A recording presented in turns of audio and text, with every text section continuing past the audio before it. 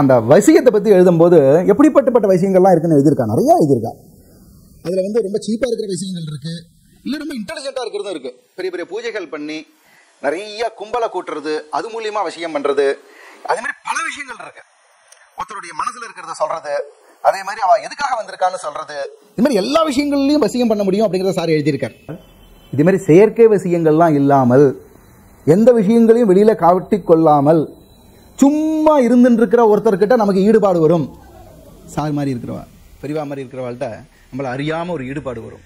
அதுதான் இயற்கை வசியம் அப்படின்னு சொல்லியிருக்கார்.